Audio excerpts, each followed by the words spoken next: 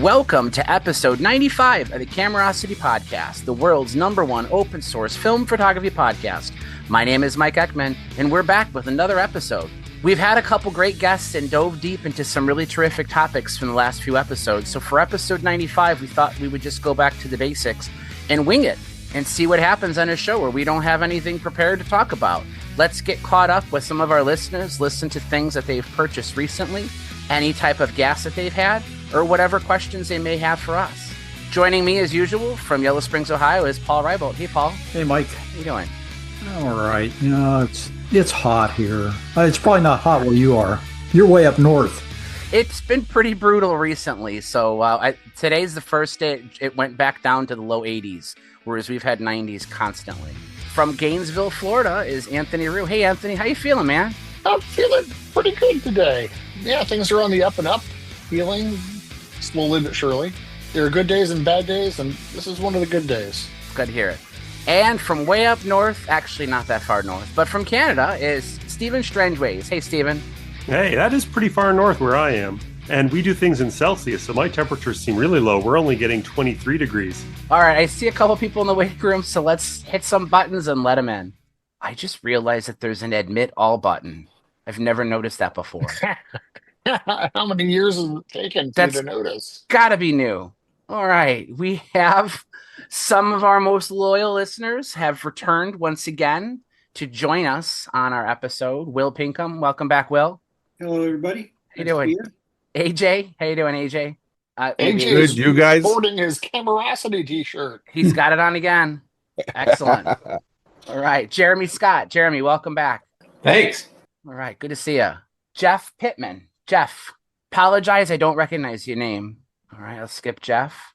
Darin? Hello, can you hear me okay? Yes, I can. Darin, you want to quickly introduce yourself? Sure. I'm Darin. I'm from the West Coast near Sacramento, California. I've been collecting and shooting for around 15, 20 years or so. So I have a small collection. I've been following your podcast, kind of binging it lately. I think I've gone through at least half of it. Oh, wow. How did you first find out about it? I think from your Facebook or your website reviews and Facebook posts and things like that. Yeah. Awesome. I'm liking your shelves back there. Are those IKEA Billy shelves? Yes. I think one of your episodes you were talking about how to display them. So these are the IKEA Billy. With the doors. Spent the extra money to get the nice clear doors on them. They do a really good job protecting the cameras from dust and variances in humidity, things like that. Yeah, I've seen a lot of people use those before. Vlad Kern has like probably 40 of them, I think. I don't know. His whole house is filled with IKEA Billy shelves. He's got one of the nicest displays I've seen. Well, welcome to the show. Nick Marshall. Welcome back, Nick. It's been a while. Hey. Robert Coates. Hey, how's it going? All right. And Shane Pacheco. Hey, Shane. I think you're a first-time caller, right? Second time, I guess. Second time. Okay. I mean, that's close enough. That active. That's right. You bought the camera from Paul, the big no, this is a Combat Graflex. Combat Graflex. Okay. Did you get that from Paul? Yes, I did. Okay. Do you remember that, Paul? Yeah, that was a Kurt camera. Oh, was it? Shane is 10 yen on Discord. That's right. Okay. We should instill a policy on Discord to require people to use their Zoom names, at least. So I know. Darin, are you Darin Cozine? Yes. Is that, did I pronounce it right, Cozine? Cozine, but close enough. And Will Pinkham is cleanly shaved. I didn't recognize him the last episode because, I thought, wait a minute, the voice sounds just like Will Pinkham. But that's not Will Pinkham. That's good. Thank you. I always love how Will has like a wall of like thread behind him. We all have like cameras and stuff to display, and he's got his spools of thread. My cameras are all still in boxes mostly, or scattered around the house. So, Well, like I said, we started the episode off in the promotion for the show. We did not bring up any specific types of topics. So what I thought we could just sort of do is just maybe jump straight into gas. I've surprisingly not picked up much at all. I am in the midst of another large potential haul of cameras that I'm going to have to ship from one side of the country to another. So I'm sort of holding my breath to see how that pans out before I start any real gas. Plus, summer is sort of it's been so dang hot here. The last thing I wanted to do is run out with like a camera bag and start snapping pictures and just don't feel like I'm in the mood for it. But Yeah. I have to imagine that at least some of you have some pickups. Does anybody want to start? Yeah, I mean, I've been kind of active about what I've just bought, so Why don't you share? You got the combat graphic from Paul. Is that yeah, something this was a you're Paul using? camera. Okay. Yeah, I'm still using it. The event I'm doing it with is coming up next weekend, so hopefully it doesn't conk out somehow. You probably saw us talking about this one, my Bronica that I just picked up. Is that an S2 or an S2A? It's an S2A, and the only way I can figure that out is the serial is too big. Okay. I read something is like after a while they dropped the S2A, but it started at a certain number, and mine comes after that. There's another way to tell, Shane, and that's on there's a scallop on the shutter speed, on the inside of the shutter speed dial on the other side. If it's got a hole in it, that hole, yeah, that implies it's an S2A. it's for the meter system, I believe. No, it's just the design of it, but yeah, that's an S2A. Yeah, and then I got the prism for it. It's a little bit janky, and then this just came in the mail today. My C33. Nothing to really write home about. It's pretty. I need to tear down the shutter and figure out why it's running slow though. The great thing about that is you can take because the shutter is part of the lens, so you remove the whole Yeah. thing, and it's a little bit easier to fix. The downside to that is if you have multiple lenses, you have multiple shutters that you potentially need to fix. Yeah, that's what I'm not looking forward to. So, Paul, I always knew, everybody always says the C22, 33, the 220, these are Mamiya professional cameras. What kinds of professionals? Were these what wedding photographers used, or was these strictly studio cameras? No, they were wedding cameras, and they're studio cameras too. I get portrait more than commercial, but yeah, they were studio cameras because they relieve shutters. You were syncing with flash at any speed. There were some photojournalists that used them, and that was always weird to me, but they did. And the reason they used them was they could hold the camera up over their head for press conferences and things where they were in a crowd. They could hold the camera up over their head and still be able to compose a picture. I almost picked up a complete kit that was the much beloved camera from a forensic coroner, and it was his murder scene camera. Oh, And it had every single lens. I should have bought this. I should have bought it. It's like $500 for the whole set. So it was like 6 lenses plus the camera. But it also came with like his forms for like photographing murder victims that he had to keep with his kit for making police reports. It seems like it was almost like the basis for a horror film of, this camera had seen so many dead bodies that I'm not sure I really wanted to shoot with it. Yeah, well, when I was in my working life, I supplied various coroners' offices with cameras for investigation as well as autopsy work. I never took one on trade. Something that was just.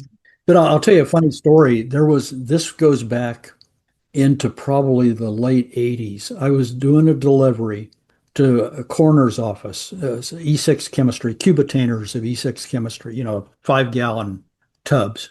And it was a holiday, but I knew somebody was going to be there because there had to be somebody there 24 hours a day. So I get there and it's back in a dark alley, and I ring the bell because there's no door I can go to. So I ring the bell. This person comes out in full protective gear with a headset, with a mask, booties, gloves, everything, and says, "Can I help you?" Oh, jeez. And I said, "Yeah, I'm going to leave this stuff out here on the dock. Just move it in whenever you're ready." That's creepy. But no, talking about Mamiyas, something that is really odd about Mamiyas is that there were 2 series of lenses for the cameras. And you have to be really careful. If you have like a C330, you do not want to try to put a Mamiya Flex lens on it. It won't fit. The later lenses, when you advance the film, it cocked the shutter. On the older lenses, you cock the shutter manually. and they didn't fit. So you had to really be very careful when you go to buy lenses for them. Seeing Shane's Bronica there was a period back when I was at university where I really wanted a Hasselblad, but really only because it was on the cover of Elvis Costello's this year's model, right? And it was like, man, that camera, if it's cool enough for Elvis Costello, I really need to check it out. Went on to B&H or got their catalog. Of course, could not afford a Hasselblad on a grad student's budget. But man, I can't tell you how close I came to getting that Bronica set up. And I still think it's a better looking camera than the Hasselblad. And I need to, it's one of those cameras that I'm low key looking for in the background because I still think it's one of the best looking 6x6 view cameras. It is a little bit larger than the Hasselblad, though. Yeah, it's larger and it's heavier, but their advertising when they first came out with it was they had that black version as well as the silver version. The slogan was black but no blackout because it had an instant return mirror. Yeah. Mm-hmm. And the Hasselblad didn't. So they used that as their marketing tool for the That's clever. Yeah, what I liked about the original Bronica S is that the knob on the right side was both the advance had a lever on it, but it was also the focus knob, if I remember correctly, right? That's correct. Yes. Which really made it nice to use because you could, essentially cradle it with your left hand and then easily use the focus knob with your right hand and then crank away for each shot. However, the S2A, even though the main benefit of the S2A is that it had some of the gearing was reworked so it was more reliable. But they took away the advance or the focus knob on the right, and you had to focus with the around the collar around the lens. The advantage to that was that you could use a longer focal length lens. So you could go into the 250, the secondary lens line. The Nikkors were their primary lens line, of course. But there was another Camera lenses made some telephoto lenses that would not work on the S because it didn't have enough focus through. So I was actually looking into those telephotos. It turns out Nikon made the full line originally because I think there's like a 50 to a 12, like a 1200, like for the original Bronica lenses. And then after a while, when the S2A came out, it was Zenzinon and Nikon for first party. But they were still advertising the really long telephotos that Nikon made. I think it was 600 and 1200 were the super longs. Yeah, I'm trying to remember how that worked. There was a yoke that fit on the lens that had the focusing helicoid because, I mean, that's a hell of a long throw to get to infinity with a 1200 millimeter lens. It was a second focusing mount there were two parts to the lens. There was a cell, and then there was a yoke that had the tube in it, and they modified those to fit all different kinds of cameras. To me, the Nikkor lenses is my favorite feature of the Bronicas. As we know, Nikon never really went too far into medium format. So with the exception of a few one-off examples, like they provided lenses for one type of Aries Flex, TLR, but the Bronicas were really their biggest market for selling medium format cameras, but still with Nikkor lenses. And that's not to say that there weren't other medium format SLRs and TLRs with good lenses. But if you were a Nikon fan and you really wanted Nikkor lenses, Bronica was a logical companion. Yeah, they made the 80 millimeter 2.8 for the Plabel Machina 67. And I think That's right. I can't remember the wide version of that. Was that a Nikkor? I think it was a 55. Yeah, I believe it was. But that's the only ones I can think of. I can't recall any others. Well, there was a 50 Nikkor. There was also a 40 millimeter. Was that a Komura or a Nikkor? The 40, I believe, was a Camera Knot. I don't think it was a Nikon. For the Bronica system? Yeah. Yeah. It was the 40 millimeter Nikkor D, I think. Okay. Well, there were two different 50s also. Yeah. The one is quite rare, and the other one was fairly common. The only other non-Nikon camera that Nikkor lenses were available on is a very small number of Mamiya 6s, the folding 6s, could be bought with a Nikkor lens too, but they're really, really uncommon. But yeah, the Bronica, the Aries Flex TLR, the Mamiya 6, and the Plaubill Makina, the later Plaubill, not the pre-war ones, obviously. But those would come standard with Nikkor lenses. But so even though Nikon never entered the world of their own making their own medium format cameras, they did at least consider it. And Robert Rodolini shared this story plenty of times. But when they were deciding on releasing the Nikon rangefinder, the 35 millimeter camera, they were considering a TLR at the time. And the deciding factor was they didn't know how to make leaf shutters. And at the time, there weren't enough reliable supplies of leaf shutters yet post-war. So that's why they decided to go with what at the time was a simpler shutter, the focal plane shutter. There's also a Tower branded TLR that has the Nikkor lenses. I'm not sure if it's a rebranded Aries Flex or something else, but definitely there's a Tower TLR with the Nikkor lens on it. That wouldn't surprise me. Hey, real quick, Shane or any of you guys, but when you have shot either an S, an S2, or an S2A, have you encountered issues with the foam light seals, specifically the one on the mirror? So I was warned about that, and I've been kind of messing with it now because I bought it with a lens issue. The helicoid wasn't rebuilt properly. I haven't seen too much of an issue just yet. Maybe it'll start popping up when I get into doing more macro, maybe. There's foam below the ground glass, and then there's also foam behind the mirror. And it's all the same material. It's like your typical Japanese foam light seals that will degrade and either disintegrate or kind of compress and never re-expand. And my S2 has the problem with one of those two pieces, and I'm not sure because I've never gone into it to figure it out. But what ends up happening is if the mirror foam degrades, the mirror moves out of position and it's not perfectly where it needs to be. Likewise, the ground glass can also drop if the foam isn't holding the actual piece of the focus screen and the exact correct focal plane. Then what ends up happening is you could have a camera with a perfectly working shutter, with a great lens, great film transport, clean viewfinder, and you're pointing it at things, and you got a razor sharp image in your viewfinder, but then you take your pictures and you get a whole roll of out of focus images. And it's because what you're seeing in the viewfinder isn't matching the focal plane of the actual camera because one of those two pieces are out. So that's not just a warning. It's what happened to me. So I think it's definitely something that anyone wanting to get those cameras wants to take care of. I'll definitely shoot a roll through it and get back on it and see what happens. But right now, I don't see too much of a glaring issue.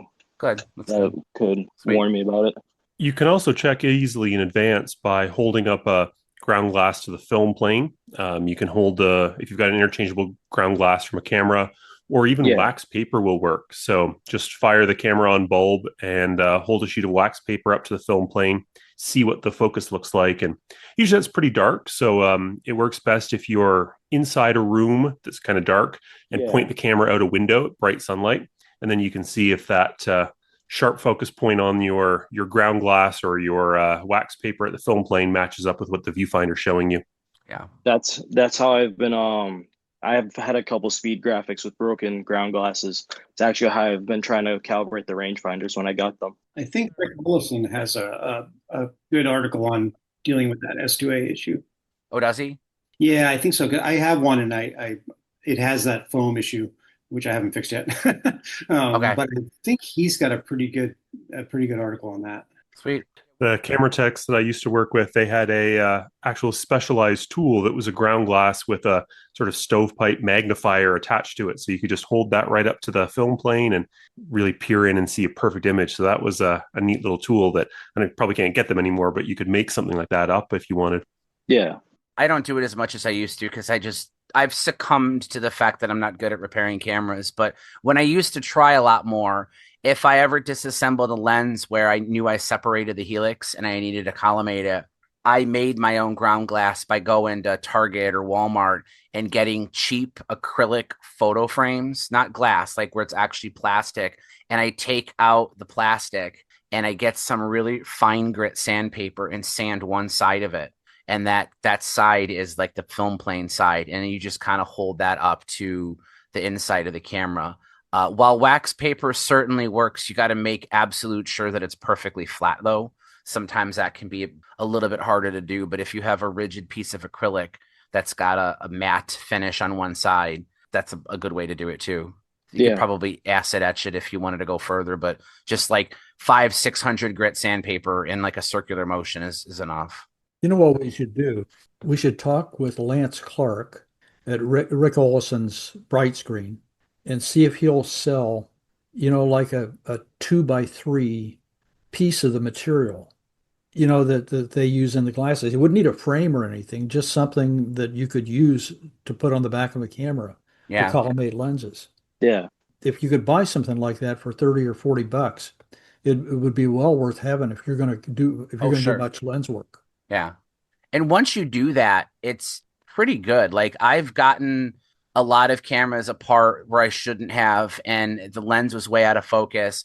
And doing that process actually allowed me to get it back in and play. The trick is, or at least what I did, is you use your camera that's being collimated, and then you take another camera, like I use DSLR, something with live view, and you want to put a medium to long lens on it. And you basically point the lenses at each other and set them both to infinity. It only works at infinity. So you set the good camera with the digital camera to infinity. I mean, you could use a film camera. It's just a lot harder because you really can only use the viewfinder. But I like live view digital cameras for this. And you basically point the two at each other. You put the piece of ground glass in the film plane of the camera that's being collimated. And then you create a light source behind the film camera. And then by looking at the LCD of the digital camera, if both lenses are correctly at infinity, the scratches or any marks, like, you could take a marker and put an X on it or something, that should be sharply in focus in the digital camera. If it's not, then you need to adjust the film camera lens because it's out of spec. I'm sure there's a better way to do it, but that's usually good enough. They make collimation tools that are basically designed on that same sort of principle. The only problem you might run into is not knowing for sure that your lens is at infinity, because so many lenses made for digital will focus well past infinity. If you're adapting an old film lens, it probably focuses to infinity, but if it's on an adapter, a lot of those adapters go past infinity. So test the digital camera first with, target long out your window and make sure infinity is actually where it's marked. I used a Nikkor 100 to 300 AI, or maybe AIS, but a manual focus Nikon lens that has a firm stop at infinity. Autofocus lenses are not good because they're designed to go past infinity to allow for expansion inside the lens. So that's a great point, Stephen. Do it with an old lens. That's accurate. And test that lens first. And that's true. It's the process of like measure the thing to measure the thing to measure the thing. I worked with an optical bench, a lens projector, and it basically has a pattern where the ground glass would be, or the film plane, I should say, or a sensor and digital camera, and it projects that back out through the front of the lens and allows you to test lenses. And it had a motorized mount so you could actually measure focus distances, but then it had a system whereby you had to measure with a physical probe that was actually at the correct distance, and then to make sure that your measuring probe is correctly calibrated, it had these precision ground certified cylinders that you could use to check your measuring device, and those would then sit on a precision certified flat surface. So you had to make sure you had to measure your thing to measure your thing to measure your thing before you started measuring your lens. Just pour naphtha on it; it'll be fine. It's close enough. Close enough. Mike, one more thing. You said you had an S2A, right? No, I have an S2. I mean, I don't have the A. The backs are kind of the same. Do you know how the backs have like a curtain that goes with the dark slide? Yes. Have you ever had the issue where the dark slide pulls out by itself? No. Okay, that must be just my camera then. I think that on some of the backs there's actually a spring-loaded device. So you hit like a button, or actually, I think when you put the back onto the camera, I think there's a spring that is released and kind of like pushes out the dark slide part of the way Yeah. automatically. Is that Yeah, there's right? supposed to be a safety. To get the back off, you push the top of the dark slide. It's like it would be like this far out sometimes. It's like I don't feel like it's not supposed to do that. No, it's not. Or at least it could just be like Darin was saying, the spring could be not functioning correctly. The safety is not working correctly. What were you saying, Paul? The back, Shane, when you take the back off the camera, you push the top of the dark slide, Yeah, and that releases it, right? yeah, and the dark side does lock in. Yeah. So Okay. All right. So when you said there's a curtain, I can't visualize what you're talking about. I don't know that I've ever seen that. let me see where my screwdriver is. So if I pop, so the lock's right here. If I Right. pop it, you see this black tab right here? Yeah. If I hold it, it's a curtain behind it. It's like a shutter material curtain. It's strange, but it does its job at least. Okay. I've used Bronicas for years, and I don't think I've ever noticed that. So what happens to that when you load film? Is when you pop out the film holder, can you see that curtain, or does it disappear when that happens? So it stays out with the dark side because you use the dark side to open the back Yeah. and, Yeah. and it locks the dark side. I think it acts like a light trap almost Okay. because the material is the whole film gate on the inside. Yeah. Okay. Wow. I learned it's been so long since I looked at one. I really wasn't remembering that. Cool. I want to check mine now. So, Mike, I've got a camera. Oh, yes. Tell us about it. I've got two. I've got two cameras that I've been shooting this week, both that are new to my life. One of them came courtesy of this incredibly nice guy up in northern Midwestern Indiana that sent me a Contax VEB. Well, it's a Zeiss Icon VEB Contax D, Very which nice. I've heard good things.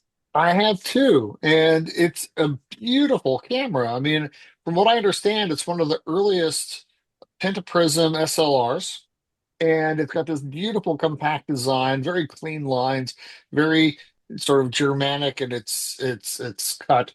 It's got a couple of funky features like the shutter speed dial has a little switch in the back, and if you switch it back and forth, you go between the high speeds and the low speeds, and it actually has like a little arrow that comes up on the left or the right side of the dial.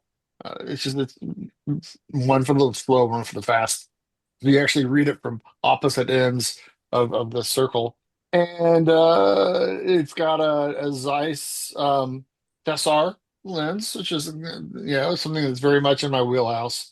It's kind of strange though, because the camera definitely has issues, and that when I put it on any of the slow speeds, or actually anything slower than let's say 1/60th, you can definitely tell that it's going to have shutter capping, because as the two shutters open and the other one closes, the shutter half that's on the left hand side doesn't retract all the way into the camera. So if you like put it on like a half second and you open the back and you fire the camera, about a third of the frame is covered by the shutter part that doesn't retract all the way to the camera. But Mike suggested that I should try shooting it at 1/100th because it looked like it was working at 1/100th. Although it's really hard to tell at that speed whether it's going to cap or not. So I just loaded up a short roll of double X, and actually shot it, expecting it to be about 1/3 capped. And I'll be damned if every frame didn't come out perfect. Very cool. I don't know why it works perfectly fine at fast speeds, but definitely doesn't work at slow speeds. So it seemed like that one curtain, if it's dragging and sticking for the slow speeds, it should stick for the fast speeds too. Maybe there's just more tension on the shutter at the fast speeds. I don't have a logical explanation for it, because you're right. If a shutter's capping, in theory, it should cap at any speed. But I have found more times than not, 1/100th or 1/125th, if that's what it has, is the sweet spot between you're not using the maximum delay, you're not using any of the slow speed stuff, but you're also not making the shortest possible gap. Because even on a camera like that camera has a horizontally traveling focal plane shutter. I think the X-sync speed is something like 1/30th. It's really low. Yeah. So even at 1/100th, you already have the second curtain closing before the first curtain is done opening. But it's moving just fast enough with just the right amount of speed and tension to where if there is some kind of drag on the curtain, it usually can overcome it. It's like if you were to picture a range of shutter speeds from, I think those only go down to half second up to 1/1000th. So you have the slow speed on the left, the highest speed on the right. Somewhere in the middle is the spot, like the bell curve, where you have the best chance of things working. And 1/100th, more times than not, if you're like when I do reviews, I am often shooting cameras that haven't been serviced in decades that barely work. And that's why I love T-Max so much. That's why I like Kodak Ektar 100 so much. Even the 200 speed films, I like to shoot Sunny 16. But when I load Kodak T-Max or any other 100 speed film into a camera where I leave the shutter always at 1/100th, and then just adjust for aperture, more times than not end up with a successful roll. It's only when you start to push it to the faster or the slower speeds do the problems really start to crop back up. Yeah, now I need to do a test roll where I start at 1/1000th and then work all the way down and see where the capping is going to begin. Yeah. And it's frustrating because like if I open the back and I can see where it's like stuck open, like on like the 1 second exposure, and it's just stuck there. You just tap it with your finger and it goes tick, right back into the camera like it was supposed to have. For anyone who's never played with a Contax D or an S, Anthony, describe the sound the shutter makes when you fire it.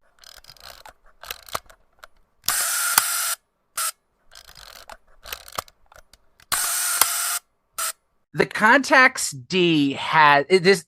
Keep in mind, this is a Zeiss Icon camera. It is built post-war and Soviet control. That's where the VEB comes from. But this is a pre-war design in the complex years. I mean, this was a camera that was being worked on at the same time as the Contax 2 and 3. The earliest prototypes for that camera date back as far as 1938 to 1939. It just never got anywhere close to being finished, and then the war happened and things got postponed. The camera made its debut at Leipzig. I don't know how to pronounce it the right way, in 47. Leipzig. So they debuted it in 47. It didn't actually hit the market until 49. The earliest cameras were called the Contax S. They were very fragile. They did, fix a lot of the issues with the earlier cameras and make them a little bit more robust, which is what you have.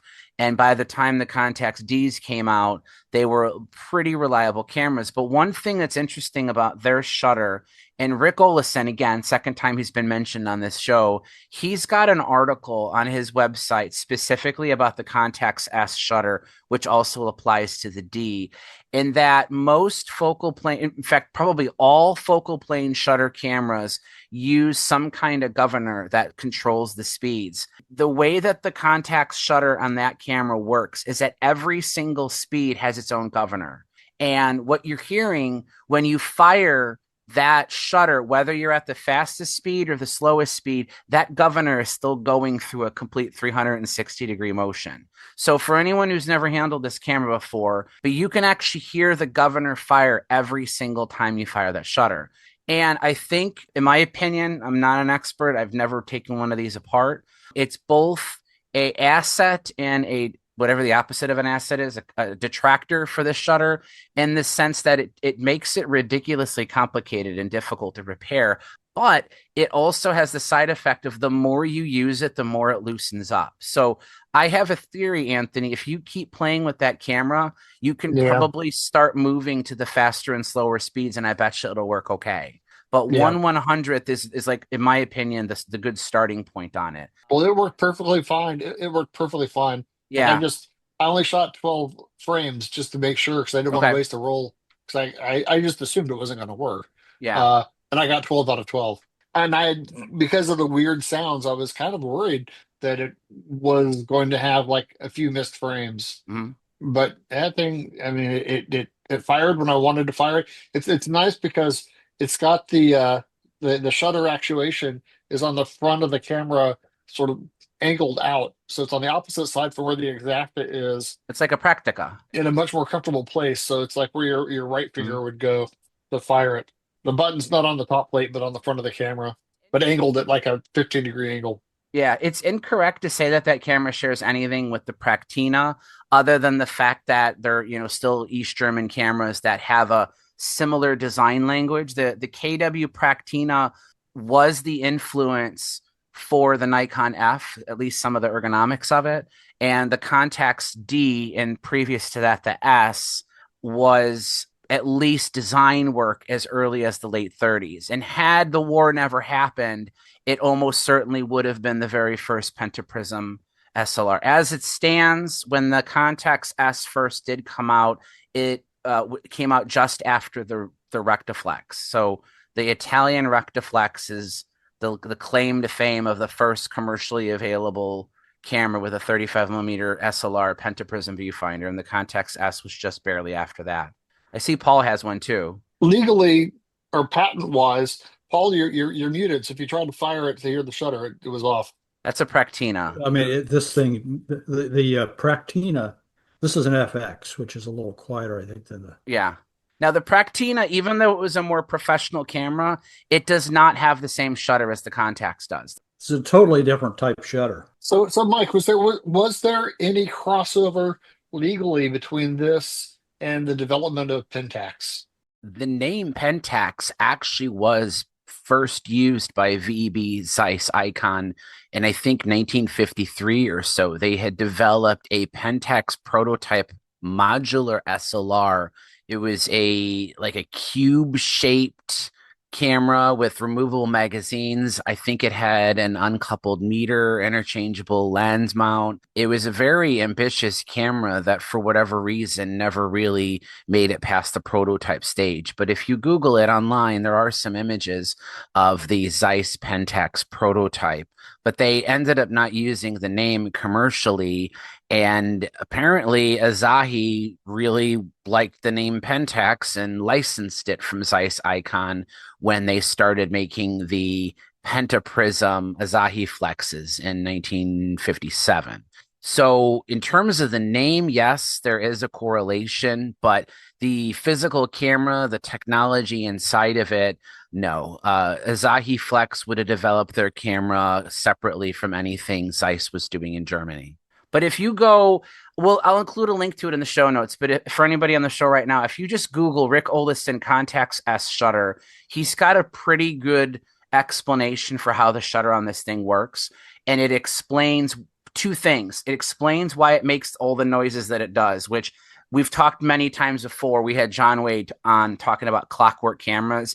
If you like the sounds of a camera, the tick, tick, tick, tick, tick, and the groans and the creaks and the sweeps and everything, the Contax D and S are amazing cameras to have, and they're really fun to use.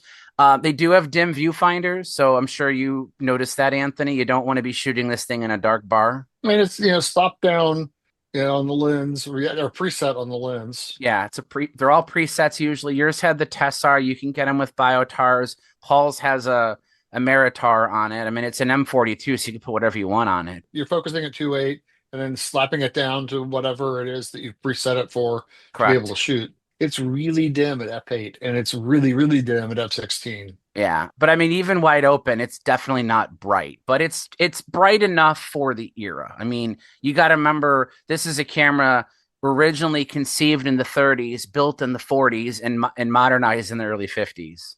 Yeah, my model, best I can tell with the lens, is from 56. And 56, 57 was the end of the line for the D. And so it's probably that era for the camera body as well. My other camera I've been shooting that I'm incredibly lucky, I've been looking for a working model of a Pentax ES2, a camera that is notoriously fickle and has not survived well into 2025 as far as just mechanically breaking down. Got a box from Stephen Dowling at Cosmo Photo, and it's got a little ding on the pentaprism, but it's a perfectly working ES2. So I've been out shooting with that this weekend. I'm actually looking at the scans as we're recording. Beautiful. I mean, I had it set on auto exposure. It absolutely looks just stunning. You answered my question. I was going to ask you what's special about that camera, but that's an M42 auto exposure camera. Correct. Yeah. Aperture priority. No, right. Yeah, aperture priority. The ES2, the difference being that it takes L44 batteries. Four of them. Yeah. Four of them in that weird little door that keeps self-ejecting. Yeah, it's got a little latch that's about the size of maybe like a piece of rice that holds that latch together. It's definitely one of my least favorite battery department designs, but otherwise a fantastic camera. I agree with you, Anthony. I've shot one. Have you had one that worked? So mine, I have an ES2 that's in excellent shape, cosmetically near mint. The shutter works fine. The metering system works fine. But in addition to the door wanting to keep popping open, I believe there's also a short because I not only have to keep the door shut, but I have to, with my thumb, put upward pressure into the battery compartment. Otherwise, it won't make electrical. It thinks there's no connection. So I believe that there's some either damage or the corrosion or something's just loose in there. Simply taping the door shut isn't enough. You have to maintain upward pressure on the bottom of the mirror box to allow the electronics to function. But other than that, though, that electrical issue, which for all I know is probably easy to fix, just resolder something. Mechanically, it's in great working shape. So that's like the Pentax claw rather than the Contax claw. Yeah. I've got a pair of ES, the original ES, and they both worked perfectly fine until I shipped one up to Mark O'Brien from the FPP because he's working on a book about the history of Spotmatics, and he'd never shot a working ES. So I sent him one of mine, and wouldn't you know it, something happened in shipping where it now no longer works. That sucks. I mean, I've shot 1,000 frames through that camera, and I just shot a roll of film through it, sent it to him, and he's just like, Anthony, this is just not working. And I got it back, and it's sporadic. It's like I can get it to do what he says how it didn't work, but then it'll like catch and suddenly it'll work fine. But as it stands right now, I've got a working ES and a working ES2, and I'm a very happy camper because those cameras they're just fun to shoot. Ergonomically, it's probably my favorite Pentax. Isn't there like a historical? Yeah, the ES2 is the camera that Penny Smith used to cover or to photograph Paul Simonon of The Clash for the cover of the London Calling album. So it was kind of the punk rock camera. It was what a lot of the music journalists used back in the 1970s to shoot gigs. So it has good pedigree. I love the advance lever on the early Pentax. Did they carry that through to the ES2? I mean, it's literally a work of art. If anyone like the swoopy one on this on the Spotmatics, it's most aerodynamically attractive. Yeah, it carries through. Yeah. Okay. Fantastic tactile feedback on the advance lever for those early Pentaxes. And they're almost all black, and they brass beautifully. So when they get a little patina of wear on them, they're just super attractive cameras. So they did make chrome ones of those? I believe there are chrome ones out there. Okay. Because there was actually a question, I think, on our Facebook page recently about why are black cameras always worth more? And the common answer was rarity, but I commented that that's not always true. There are some examples where, right, like the F3, the Nikon F3, if you get one of the champagne ones, those are worth way more than the black ones. But there are a few cameras that are mostly black, and they made a few non-black ones, probably for a specific market or something. Yeah. When they went to plastic bodies, fiberglass type bodies, then they were black. Yeah. I mean, the Maxims and X700s and all those cameras were all black. But you're right, Mike. The F3T was a titanium finish and champagne, and those command probably 50% more than the black ones do. The Minolta X700 is almost always black, but they did make a couple chrome ones of those, or silver, I should say. Anthony, here's the follow-up story on the F4 that you and I went round about. I had two of them. Yep. And, I just sold the second one to one of our listeners, Tim Floyd in Wyoming. Bought it, and he picked it up the mailbox today, and he loves it. But he's actually in Idaho, not Wyoming. but he's looking for an MB20. So if any of our listeners have a Nikon MB20 battery grip for the F4, we've got somebody who'd like to have it.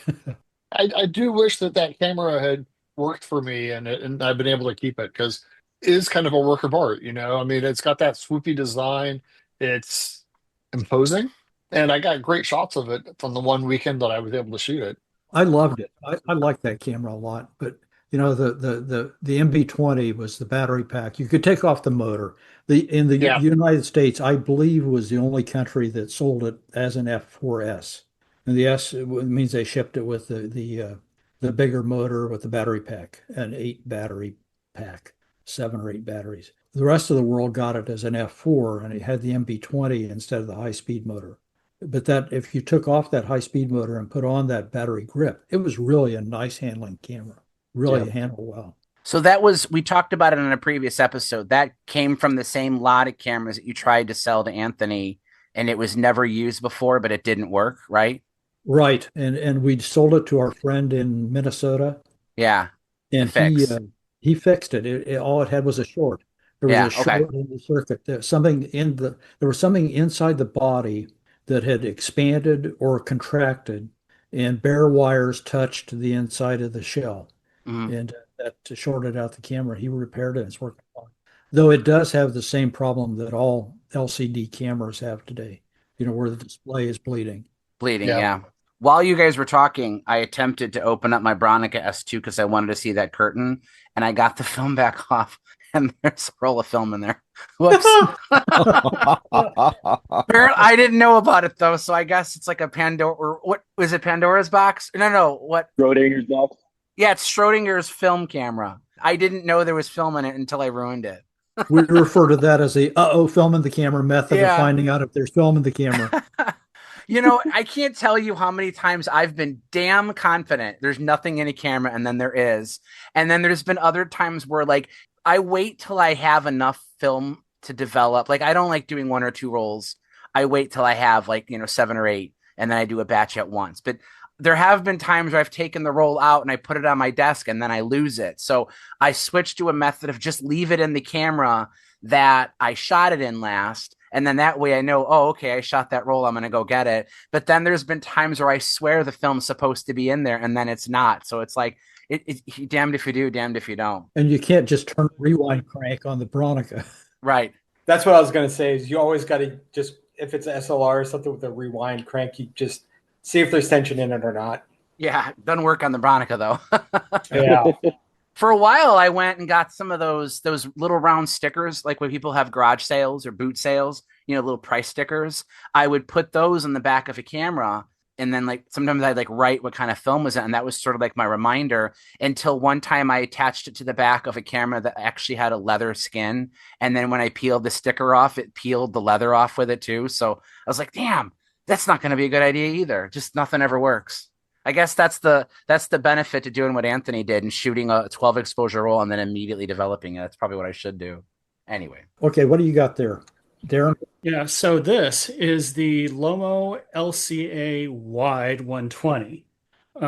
So this is built similar to the Lomo point and shoot cameras. However, it shoots medium format film. You can see it's pretty large for a point and shoot. And it has a 38 millimeter lens on it, similar to the Hasselblad Super Wide. I was gonna say it's the Comrade Super Wide. Yeah, it's the point and shoot version of a super wide. So yeah, the SWC of the proletariat. Yeah, it has 4 different focus points. It is auto exposure. Has kind of the same exposure mode that the Lomo LCA does, where it just opens up until it thinks it's properly exposed. I don't know if that's off the film or just from the sensor or what, but yeah, there's no control over the aperture or the shutter speeds.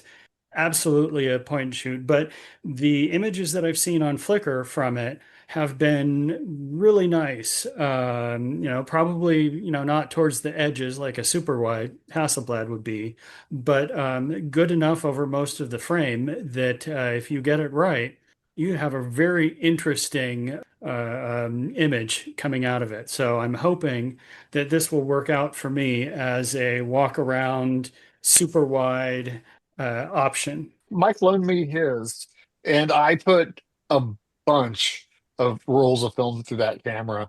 I truly loved it. I had a blast shooting with that camera, and I hope you enjoy it as much as I did, because for just like you say, for just like walking around and having that camera and just sort of like being able to even just shooting it from the hip, because everything's going to be in focus, and it's going to be in the frame because it's so wide. It's just a cool camera. A little pricey for a plastic camera. New that was a bit of a disappointment, is that they are pricier than you would expect them to be for what they are, but it's a really fun camera to shoot. But way cheaper than an SWC. Yeah. True. And if you compare it to like a Holga that has no auto exposure, I mean, it's not even the same. I mean, Holga's not even in the same class. I mean, this is a nice camera.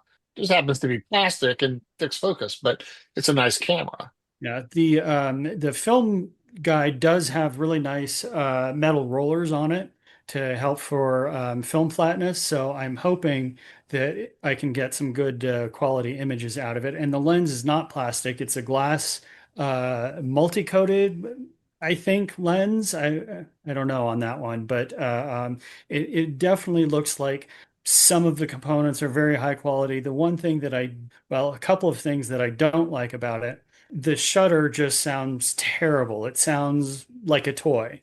If it had a nice, quiet, like click, like you would expect from like a electronically controlled shutter, something like that, I would absolutely love it. But the shutter is just very toy sounding, very loud, very toy sounding. The other thing that I don't really care for is it only goes down to 100 ISO. And I'm actually, I realized that after I put a roll of Sign Still 50 in it. So we'll see how that turns out. Well, I've got a fun little gas story that's happened to me a couple of months back now. Here in middle of Oklahoma, nowhere near any of the rest of you guys, had an estate sale that I seriously loaded up on. And we'll start with this guy right here. Oh my gosh. Fantastic. At an estate Zeiss sale? Icon Hologon. Yes, at an estate sale. Wow. At this estate sale, Do you have the handle? I have I have the case. Case, yeah. And I have You need the handle? I do have the handle, but it does not have the cable for it. The cable. I hate you. The other thing, it did have the lens cap, of course, with it too. But what I'm missing too, which I would love to be able to track down, is the gradient filter. Center spot filter. Yeah, that center spot one. The cable release is really, really there. I don't know how you'd ever make one to fit it. Yeah. And it's, you can use it without the grip, but you really got to be careful because, it's so wide, you'll get your fingers in it. Yeah. Yeah. And you really have to keep your hands totally behind it because the way the grip mounts, the grip actually is angled backwards. So this is a camera. It's not like the Horizon where there's at least this, or a Wide Lux where there's at least a spot where you can keep your fingers on that thing. If your fingers are anywhere forward of the sides of the camera, it will. Yeah, right. That's how you have to hold the camera. Otherwise, your fingers are going to be in there without the. And what's the full name of that camera? The Zeiss Icon Ultra Wide Hologon. That is the 35 millimeter equivalent to the Hasselblad SWC in the sense that it is a lens built around a body. Hold it up sideways, Jeremy. There. See, the lens is actually inside the camera. Right. They made that in the same era that the Contax was out, but the lens is so weird. Have you shot that camera yet, Jeremy? There's a roll in here right now. Otherwise, I'd open it up. But yeah, the rear side of it too, it creates like a sphere, essentially. The rear lens element gets to less than 2 millimeters away from the film plane. Wow. And a weird side effect of that is even though the film gate is the standard 24 millimeters by 36 millimeters, the lens actually shoots light under the film gate. And when you develop your film, all of your images will be touching. And that's it. So you're going to look at it and be like, this thing has frame spacing problems. It actually doesn't. It is spacing it. I mean, I guess it could have film spacing problems, but if your camera's working properly, you're going to get a whole roll of film and all of your images are going to be touching. And the reason for that is the image is so wide, it's expanding and going under the film gate a little bit. Do you guys know anybody that would actually do service and stuff on these? Because the viewfinder is definitely foggy, and I'm not going to venture to try and open it up. I even let somebody nearby take it to go look at it, and they basically said I'm not going to touch it. No, so. The Hologon lens in there is a triplet, believe it or not. That's only a 3-element lens. There's something like 7 pieces of glass in the viewfinder. The viewfinder is almost more complicated than the lenses on that camera. Yep. So it's not a Biogon design then? No, it's its own design. It's a triplet. If you read my review, I actually have an image of the lens, like a cross section of the lens. It looks like a ball. It's so weird. I did a little bit of research afterwards too, and it might have been even from your site. When they discontinued this, they still had about 200 or 300 lenses left that got sold to Leica for them to actually mount for the M mount. Yeah, correct. You can get an M mount Hologon lens as well. It's the same optical design, but it's very strange. They're very rare, and that camera is a Contax body with the shutter and film transport. It does have a limited number of speeds though, but it's got that goofy ultra wide viewfinder, the 3-element lens that's contained entirely within the body.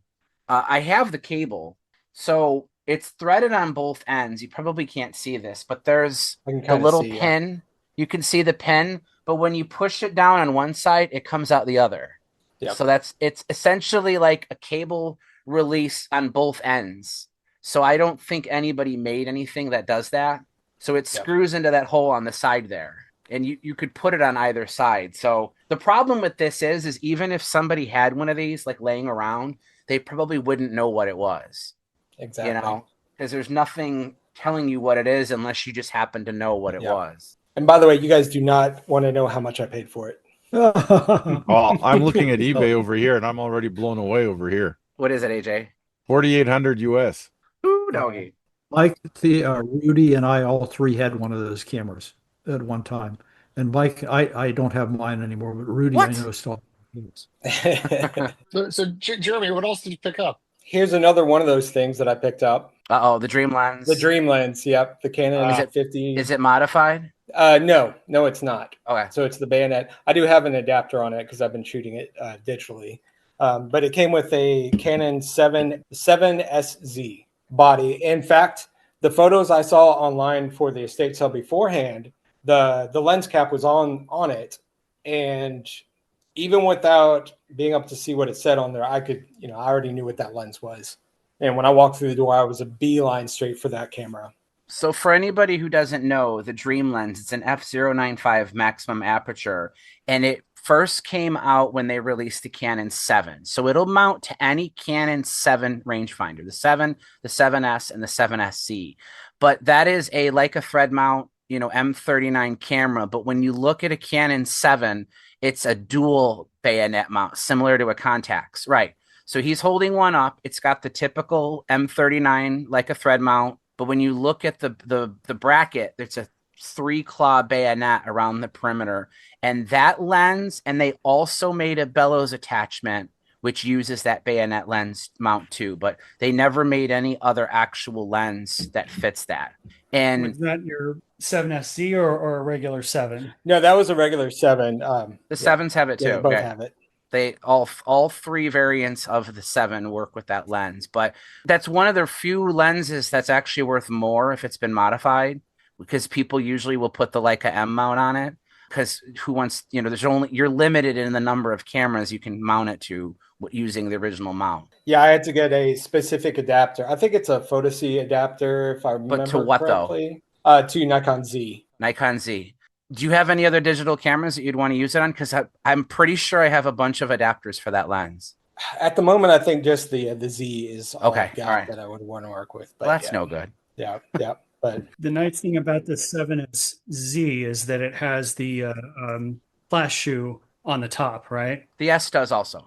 The S and the SC, they added the accessory shoe back. That was one of the biggest oversights of the 7, is that Canon did such a great job with the 7, and the original model did not have an accessory shoe. So on the 7, there is a 3D printed model that you can print a flash shoe, which is what I have here. The flash shoe is right on top, and it sits over top of the window for the meter.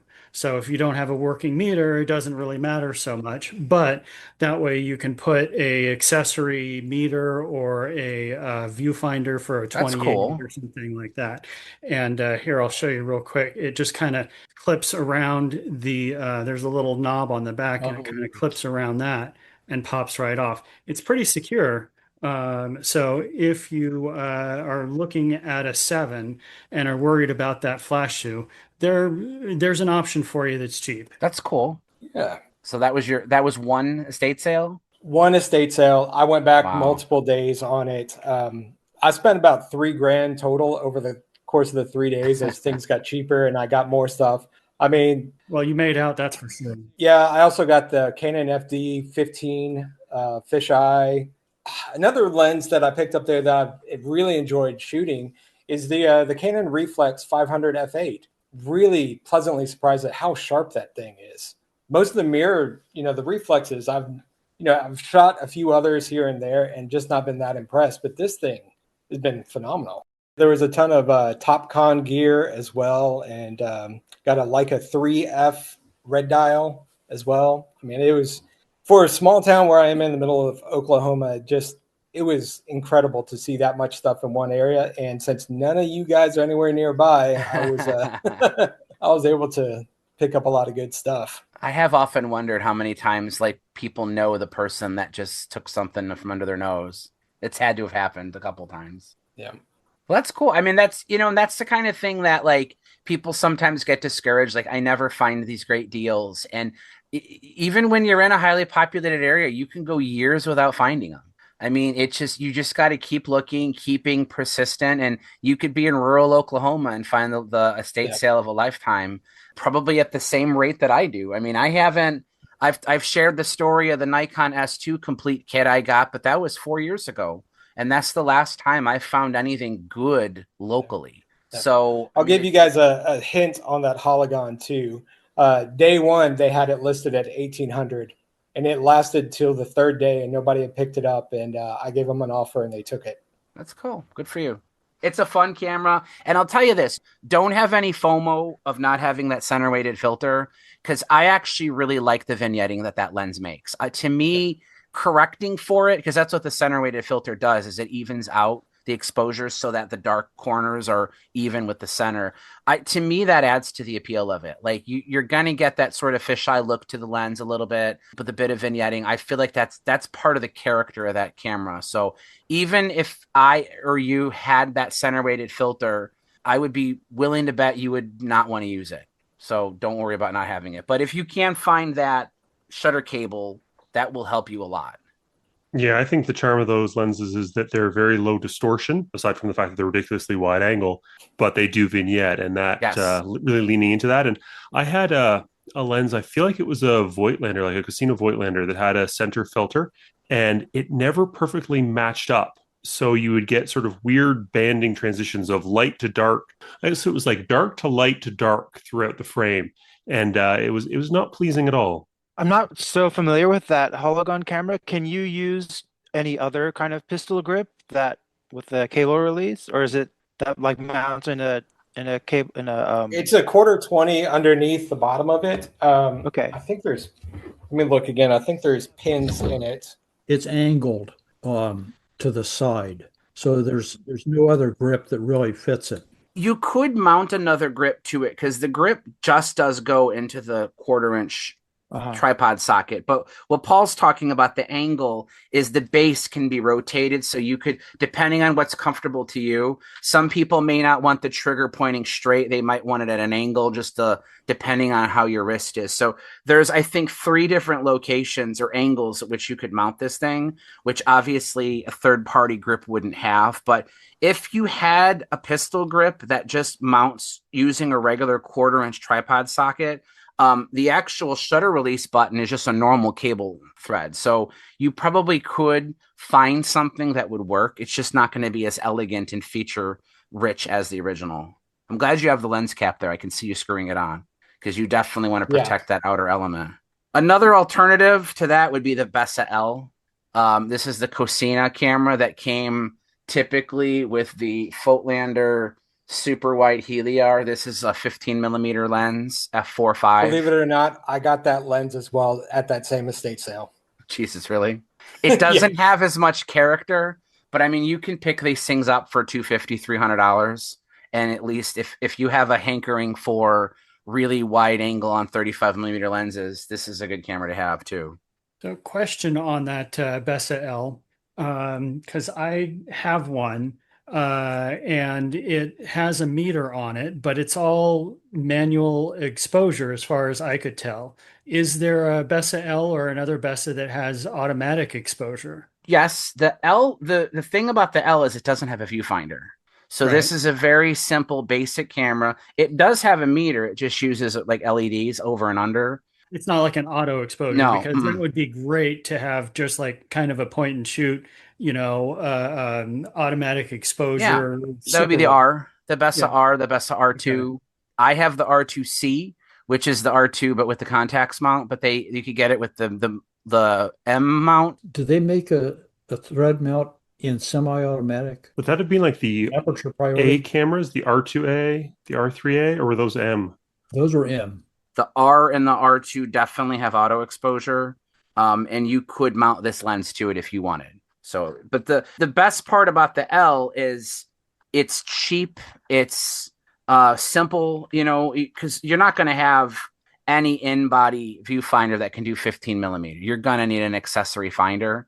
So if this body was built specifically for this lens and you already have the viewfinder for it, then the L is an ideal companion because, I mean, it's a very lightweight camera. I think it might be the only Bessa which is all plastic, which isn't necessarily a good thing, but it certainly is lightweight. You can definitely get them for around, what, 100 or so, right? The bodies, are really cheap. The lens is a little bit more. I'll admit I haven't searched in a while, but the last time I looked, to get the 15mm lens, viewfinder, and body, typically around, Paul's got a black one. This is a Cozine. Oh, the Cozine. Okay.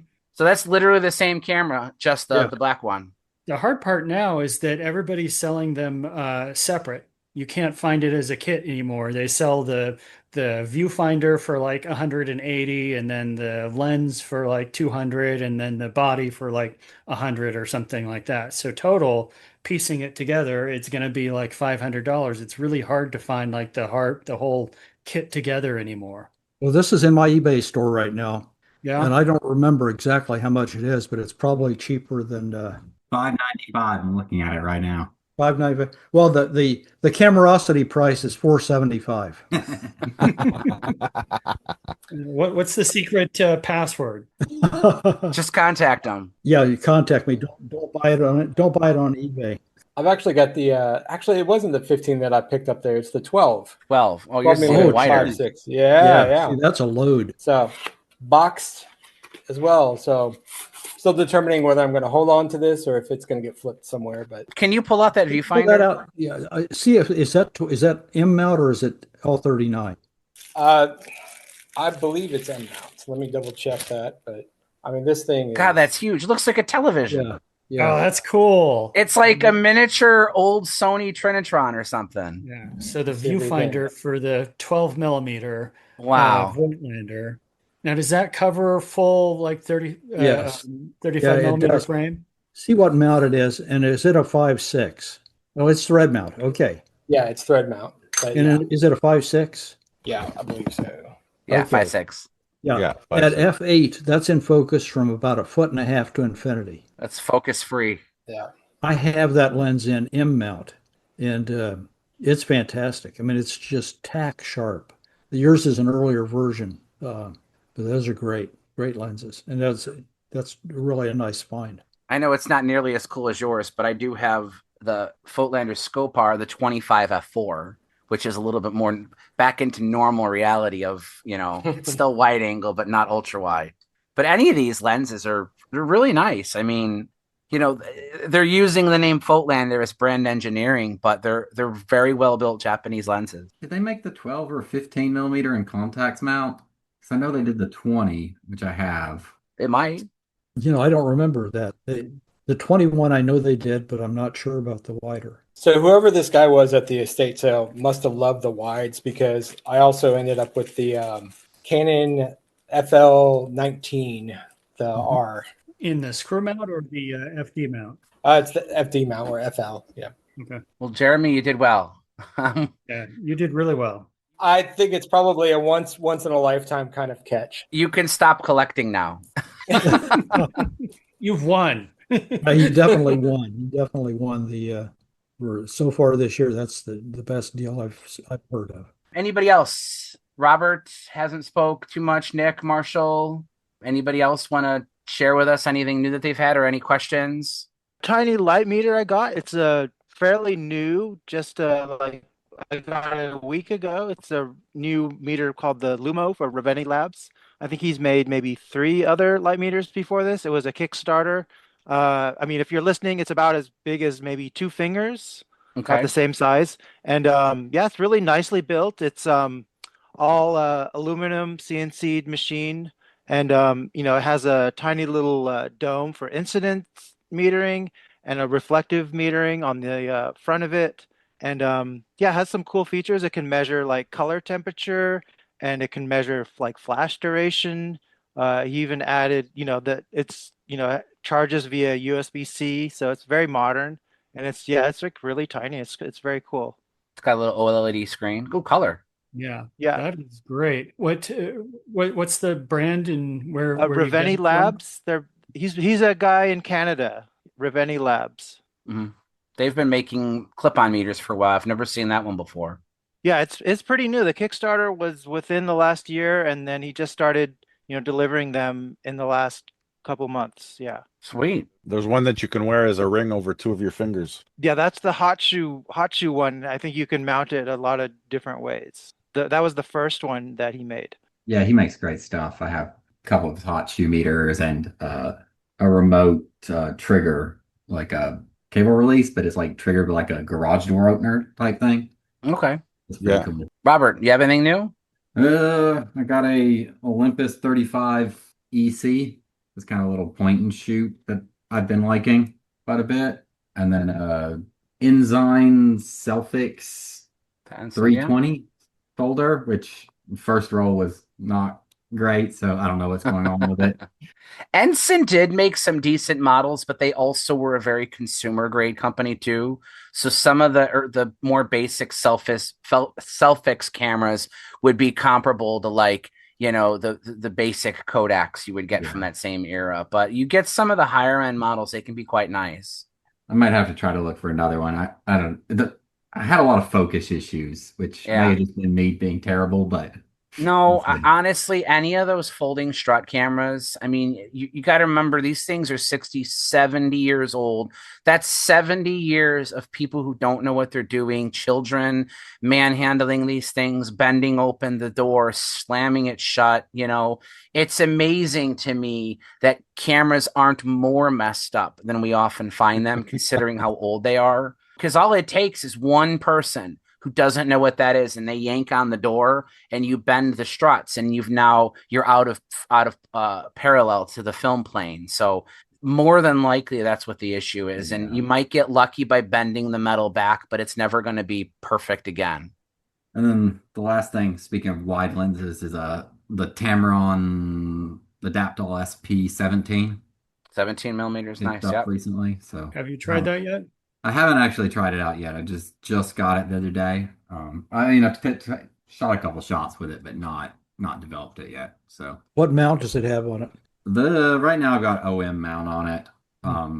I use basically OM or M42.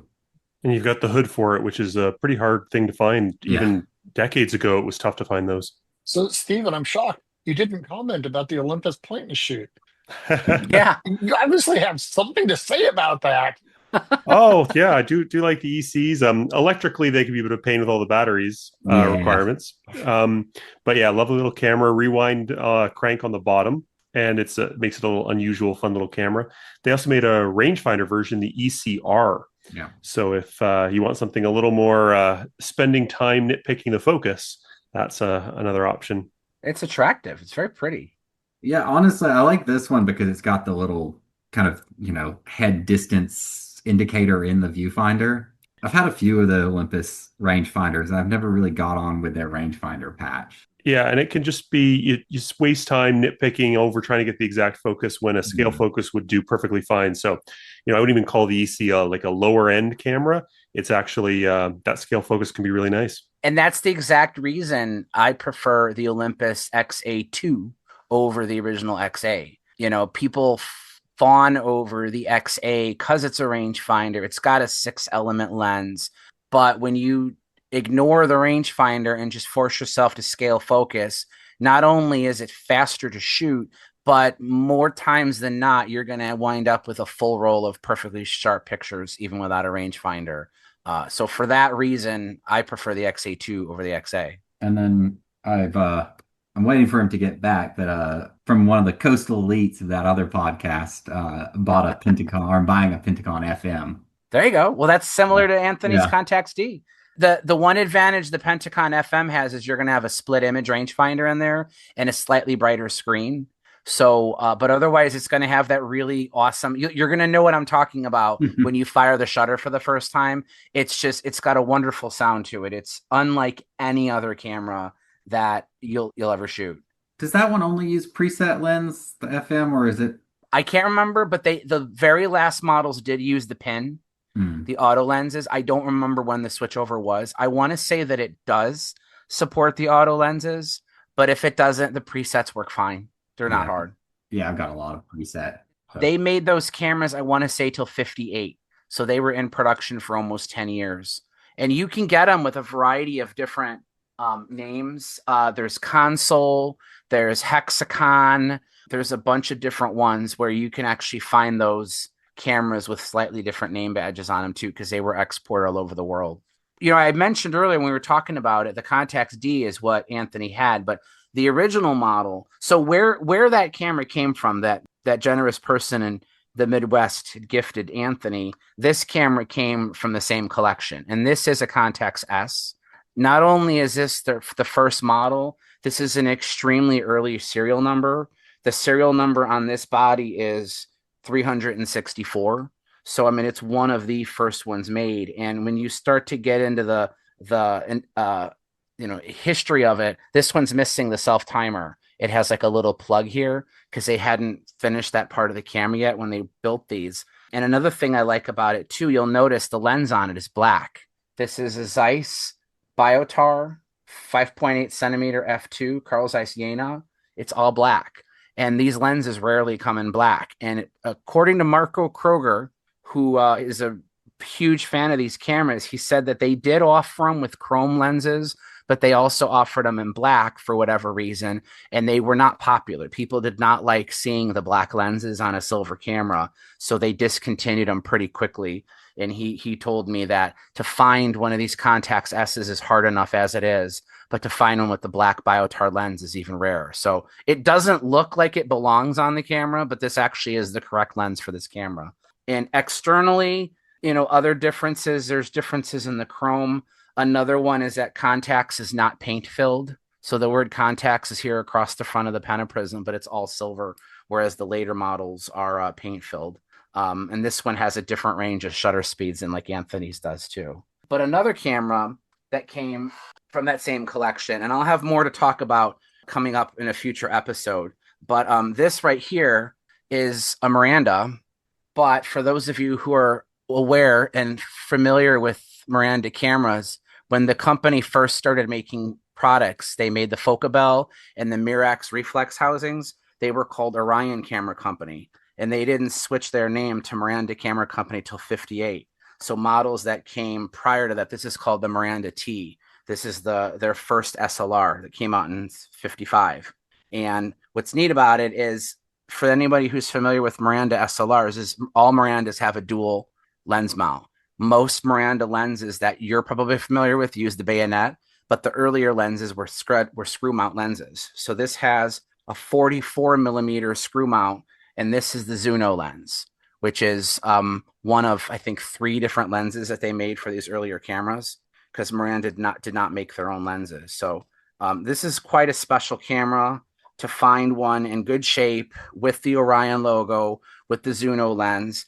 And then I even have the lens cap that says Orion on the lens cap too. So this came from that same collection where the Contax S came from. Anthony got that D because I remember when we talked about it on a previous episode, he expressed interest and was dismayed at the cost of it. So when I saw that there was an opportunity to gift him a nice working at 1/100th of his speed, of course, model. So I'm really actually happy because he just shared with that today. Like, I didn't know prior to today how that camera would turn out. I will be traveling. Paul's holding his breath to see what this turns out.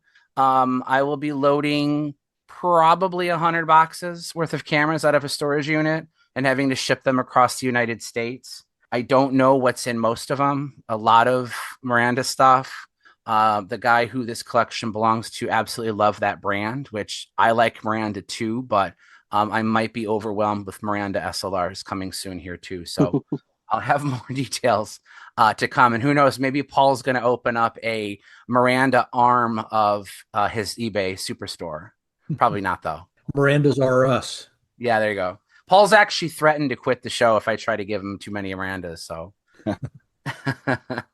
AJ, anything new with you besides your awesome shirt? Yeah, about a month and a half ago, we had our vintage camera event. Not too much really that interesting, although being one of the buyers, my director and I was lucky enough. It was my birthday at the end of May this year, so I got myself a little Minox B. I'm in the process as I've got my first roll of film. It came with a roll. It came with 2 rolls of film. It came with the leather case, the chain. Those were, you mentioned on the last episode, they were from like the 60s, the film that came with it. Yeah, exactly. The 1967. So you haven't developed it yet then? I haven't developed. I haven't finished it yet. I'm still working on it. Are you shooting at box speed or are you overexposing it? No, I'm shooting this roll. I'm shooting box speed. The next one, I'm going to overexpose it by 2 stops. Okay, cool. Yeah. And I got also, I know it's not, it's not a film camera, but I got my hands on Nitso Heliomatic S8. Well, it's an 8. It's an what is it, an S2R? Yeah, it's an S2R. It's an 8mm movie camera with 2 lenses. And I freaked out with the, so to change focal lengths, there's a switch here that you unlock. You have a double viewfinder, one here and one here. And when you change the focal length, the actual prism in the viewfinder adjusts. So real quick, well, describing this, he's got what looks like a fairly standard size 8mm cinema camera, but you have the 2 lens. Is that top one a meter? The top one is a meter. The middle one is a normal lens. Right. And I guess this would be closest to a portrait lens. Yeah, so it looks, to the naked eye, it looks like it has 3 lenses. The top one's actually just a meter. But when he moved that lever to switch between the 2 lenses, they don't rotate. They go up and down, like on a track. Up and down. And the sound of it is, and that's at like 16 frames per second. It goes up to 64. It's wind up, though, mechanical, right? Yeah, it's mechanical. Okay. It's mechanical. Very neat. But I'm really eager to see what happens with the Minox because I reserved 4 rolls of film from Blue Moon, and I'm going to send them this one down before I get my. Well, I mean, if everything works fine, then I might order up a developing tank, and develop it myself. Very cool. I got to tell you, AJ, I fell in love with shooting those cameras, and the B is the one to get. Is it? It is, and it's sort of the sweet spot. And you can still get the service by DAG. The guy also does Leica. He's like the guy that will do complete overhauls and repairs on Minox cameras. But if you get into shooting it, you want to get yourself a slitter and the developing tank, because you can get like 6 cassettes out of one roll of 120. Really? And it drops your cost per roll down to pennies. So I shoot mine all the time. Is you just slid in your roll of 120. So I get like from Freestyle the Holga 100 ISO 120 film, which is FOMA. Okay. It's like $4 a roll. Yeah. And so you get 6 rolls of Minox film out of a $4 roll of film. But where do you buy the cartridges? You just reuse the ones you get. Oh, okay. All right. Okay. Make sure you save the ones from your vintage ones. Yeah. The vintage ones are actually great because they're heavier duty, and they just pop right open. And the Minox developing tank is like the coolest Art Deco bakelite contraption you'll ever use. You screw it out and you screw it in, and as you screw it in, it pulls the film out of the cassette and winds it on this spindle, and it uses 3 tablespoons of developer. No. Yeah. Oh, you got one right there. Okay, I'm just going to Jeremy's get the got tank. one. Never mind. I'm just going to order the tank from him. And Jeremy's got the thermometer that came with it. The thermometer is how you agitate the tank. Okay. Oh, Yeah, fantastic. it's really cool. I can't wait. Speaking of which, Mike, you'd mentioned something about the status, not the status, but the state of film photography.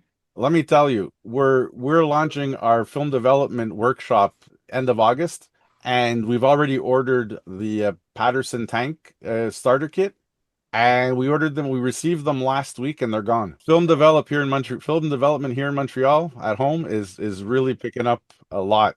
Well, that was one of the questions I asked Seb and Meredith is like, how big is home development? Like, is it rising? And they said, absolutely. So I think that with the desire to want to shoot film, there's a sense of economy too. And you really don't see that economy until you start doing that development at home. And like Theo said last episode too, I mean, I'm not trying to deter from the labs. It's just that home development, it's so much, you're part of the process. You know what I mean? It's right. It's a physical thing. That's what it is for me too, is just being able to see the process from start to finish. I know there's plenty of people that roll their eyes at the process, things like that.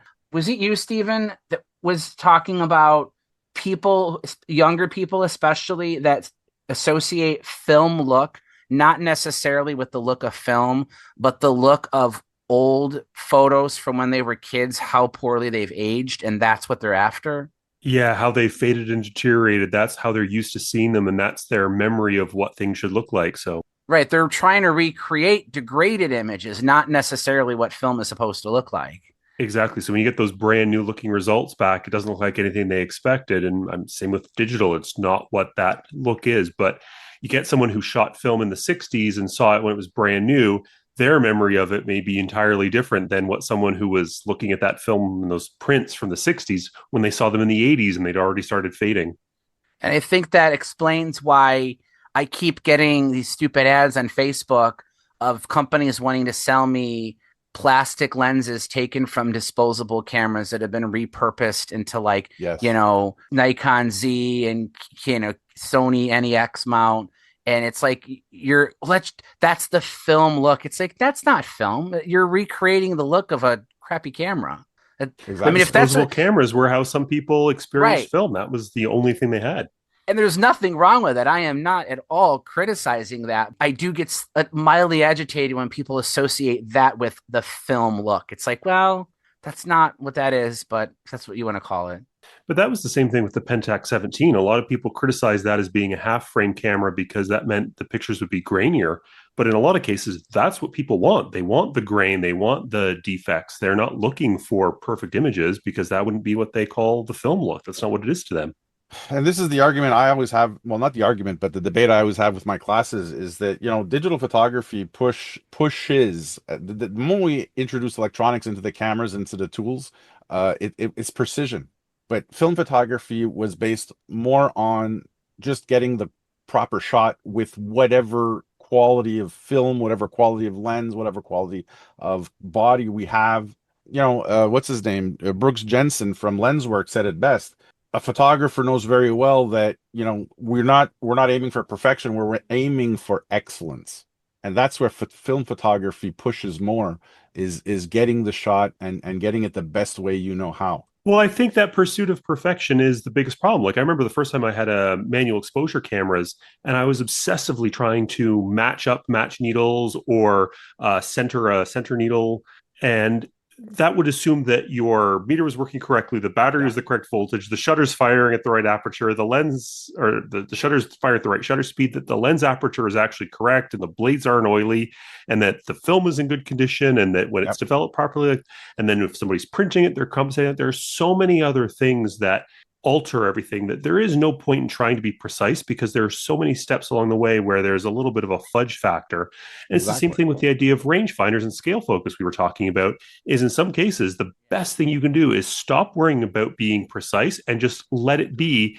And those other steps, that entropy, that randomness, will take care of making something that is excellent and interesting, more so than trying to make it perfect, because you can't make it perfect. No. And definitely, like my colleague up on the North Shore in the other store, we're doing excursions together, and we've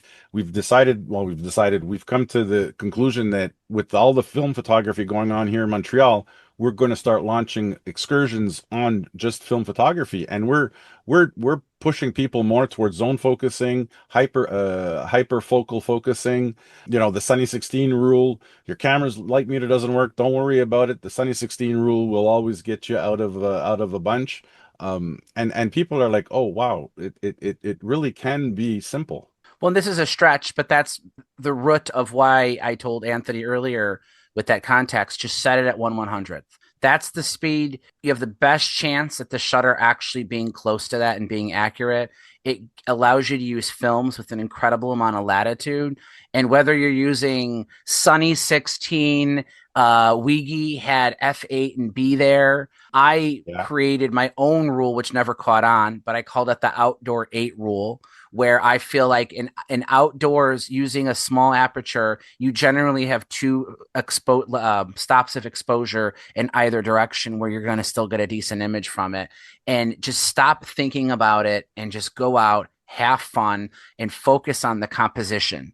Compose your image. Who cares if you're off by a stop? Who cares if the pimple on the person's nose is perfectly in focus? Compose a nice image. Develop it yourself. If something goes wrong, or maybe not wrong, maybe it's a happy accident, but you made that image. It was you. It wasn't a CPU in a state-of-the-art camera. And I have to always throw this disclaimer that I love digital photography just as much as film. I believe both serve a purpose for me. And I think a lot of people feel that way. Same here. With my classes, I always tell people I'm not an advocate for one or the other. I just advocate for knowing which one to use in which situation. I have more fun just loading up an ES2, a Spotmatic, these Canon SLRs, an Argus C3. I think that's why I love the Argus so much, because they're so ugly and so ergonomically poor, but they're fun. And I always get good images from mine.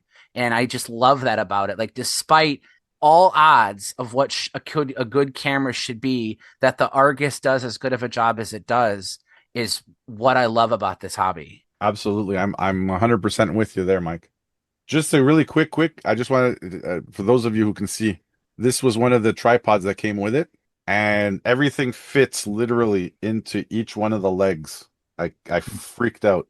So like the shutter release, the cable release? The shutter release goes into one leg. Oh, that's neat. Then this leg goes into leg number 2. Oh man. Which actually goes into leg number 1. It's like MacGyver designed and that there tripod. You go. Yeah, and it's ridiculous how it's such a simple. Cool. The legs of the tripod are like a Russian nesting doll. Yeah, a exactly. doll. Matryoshka. I'm having fun with it. I got to admit, I'm having fun. People are looking at me weird. Hey, that looks like that's and it's the camera that Sean Connery used. Problem is that most people don't know Sean Connery anymore either, though. No. So that era of people, oh, that's a James Bond camera, that's already passed too. Exactly. Kyle, you've been here the whole show and haven't spoken. Do you have anything you want to share with us? Oh, I see This a one Casca. right here. Yeah, it's Casca too. Oh, nice. So that's the Steinheil Casca. Mm-hmm. It's the one-to-one real viewfinder, which like I never had. Super bright. That's a neat camera. Show the back of it. I mean, The yeah. shutter speed selector is on the back of that camera, and it's like a bar that goes left to right. So you slide this bar from one side of the camera to the other side of the camera to choose your speeds. I've never seen a shutter speed. Yeah, that's it right there. So that whole thing slides from left to right. You could see 1000 on the side. It goes down, I think, maybe half a second or 1 second. So he's changing the shutter speeds on that. That is wicked. Another cool thing about that's a camera from the 40s, and it has multiple projected frame lines in it for the different lenses because that's an interchangeable lens rangefinder. So to see a 1940s rangefinder where you look through the viewfinder and you see different projected frame lines, I mean, that's 10, 15 years before anybody else was doing that. Well, okay, I shouldn't say that. Leica did it with the M3, but it wasn't a common feature for quite a while after that thing was made in 48, 49 or something like that. Wow. The problem with it is that I see shutter curtain, so-called curtain too. Is it all Steinheil actually got sued by Leica for using patent. What he's saying is yeah. Light sued them because they copied the shutter from the Leica. So Steinheil, that's the same Steinheil that makes lenses. They made that camera. They made two of them. They made the Casca 1 and 2, and they got sued and said, screw it, and just stopped making cameras. Oh, very cool. So I've been working with Kyle. We don't know if this is going to happen yet, but a future idea for a show that I want to do is to cover the Chinese camera industry. I have a guy who's interested in participating, but he doesn't speak English. But he has one of the largest collections of Chinese cameras of anybody in the world. He wrote a book that is not available in English, unfortunately, but it is the best guide anywhere in the world about the Chinese camera industry. So I was looking for someone that could potentially help translate for me. So if we could pull it off, Kyle's going to be on an upcoming episode where maybe we could talk to this guy and learn a little bit more about the Chinese camera industry, which from what little I've been able to dig up is eminently fascinating. So thanks for sharing that, Kyle. And that was a 1-to-1 finder? Yeah, it's a one-to-one finder. It's really just very fair. There you go. I've always wanted to pick up a camera with a 1-to-1 finder, or even the contour finder where you just keep both eyes open and have the frame line sort of superimposed over one eye. But yeah, it's nothing I've ever managed to acquire as a piece I could regularly use. Yeah, let me show. I've got one more recent acquisition. I'd love to just hear what you guys think about it. It's the Minolta Semi 2 late model. You guys have any experience with these guys at all? I have one. I've never shot it. Takes 120 film. Mm-hmm. Wait, it's a semi, right? When you say semi, that's probably 645, right? Yep. That would be Toyota Kagoku was releasing the Minolta cameras back then. They did folders like that, and they did a copy of the Plowbell Makina press camera, and they made a couple TLRs too. Yeah. I could see it's got the crown shutter. Got it cleaned up and everything, and just gotta throw a roll of film through it. And what's cool about those is, I mean, cross your fingers, but there's a very good chance that those bellows are still good. Unlike some of the lower quality ones, which will have pinholes galore. Yeah. Yeah, I've looked through it with a strong light source, and I didn't see anything obvious. You should be fine. So the few times I've handled those, they've all been light tight. Just make sure when you fold that door shut, you don't slam it shut. You don't have to go in slow motion, but just use comments. There you go, like that. I know I probably don't have to say it, but I just have to say it. Because sometimes people kind of go, they get really excited and they like slamming things shut, and that's how things bend. Beautiful camera. Did that come from the same estate, or is that something you already had? No, it didn't. That was a different online estate sale I got it from. Yep. Seeing as we're talking about new acquisitions, I just wanted to warn everyone, because it's now too late for me, that I have made the worst possible mistake you can when it comes to gear acquisition syndrome, which is that I bought a camera with a lens mount for which I do not own any lenses, which meant that I had to go out and buy a lens for it. And now that I've done that, I really like the lens, which has got me thinking maybe I should buy a better body for that lens. And it's a slippery slope I always find myself going down. I really buy a lens to go with a camera, buy a camera for that lens, buy a different lens for that camera. I should have known better. And I just saw a really good deal inside a camera store and I couldn't help myself. And I've made that terrible mistake. I sympathize with you. What lens mount? Nikon F, which I've had in the past, but I was completely out of Nikon F cameras. I had sold my last Nikon F camera during COVID and had sort of given it all up. And then I saw a D70, which was a camera I used to sell new when I worked at a camera store for $1,200. I saw it for $25 inside a camera store, and I felt so bad for it. Being $25, I picked it up. And of course, that meant getting a lens for it. So I'm spending way more than $25, and it's slippery slope. Well, at least you're limiting yourself to the DX lenses, though, right? Oh, no, I got a full frame lens, so there's even more of a risk of what I ended up doing there. You're torturing yourself. Well, really you might as well just get some Nicker mats. Just get one of those. Get an F2.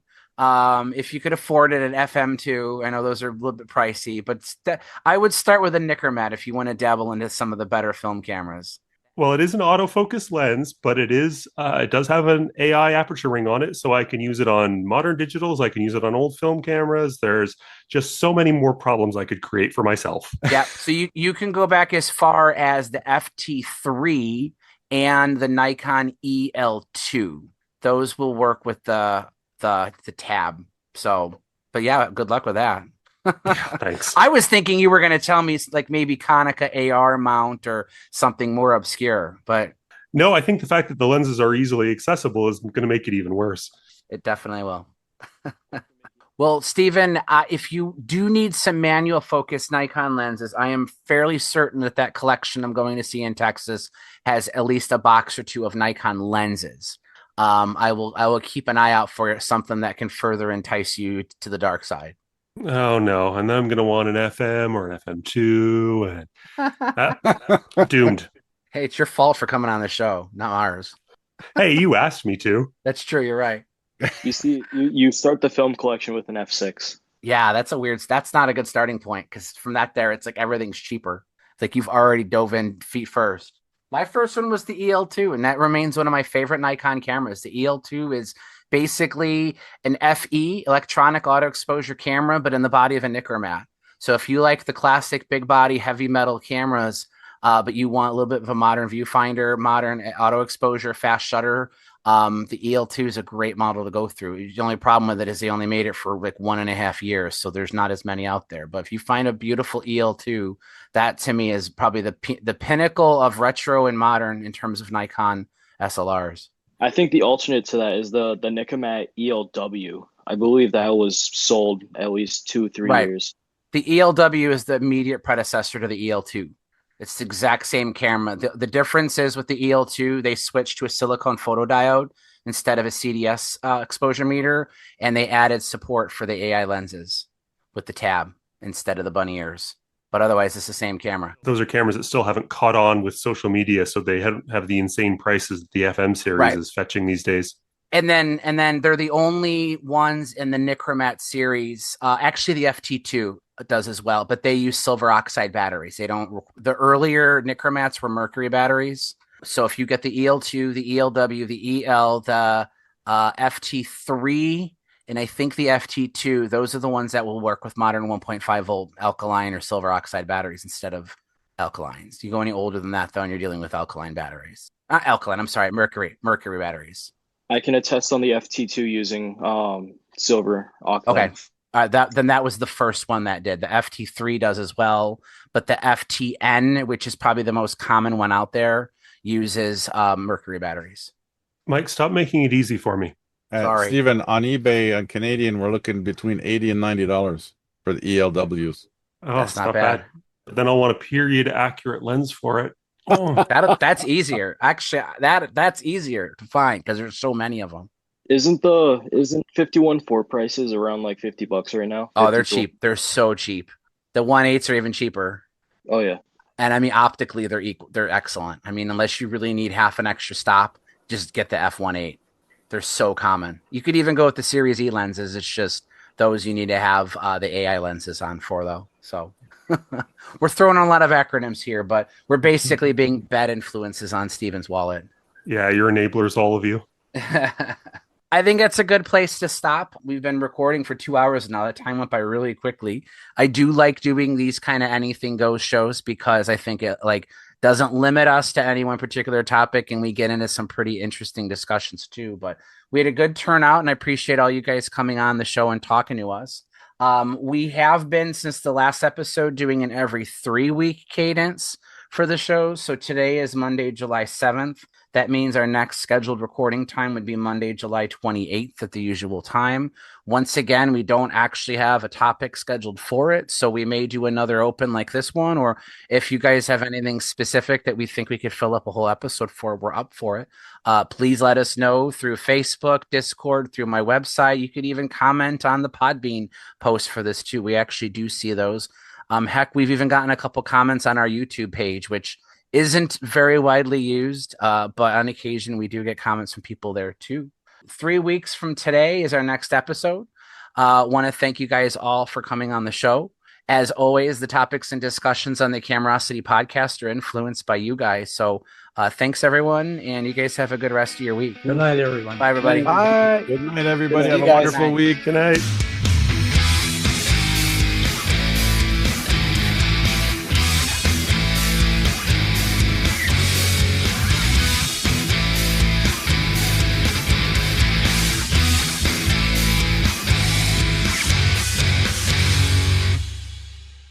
Anthony, you made it. I did. I saw someone say that they had to go, and I thought that was you, but then your name didn't drop off. So No, I said I was going to turn into a pumpkin at 10, and it's 10:02, so just in 10:02. time. It's really great to see you. I'm sure you don't feel great, but you appear, at least through the Zoom screen, to be in better spirits than I've seen you in quite a while. I am. Yeah, I'm feeling a lot better. I mean, the singles thing, I can still feel it, but it's feels like for the first time in 3 months, it's actually starting to lessen. That's good, because I mean, no Yeah. one wants to feel that way, but it sucks just seeing you suffer. And I shot 2 cameras this week, so I mean that's the first time in 3 months.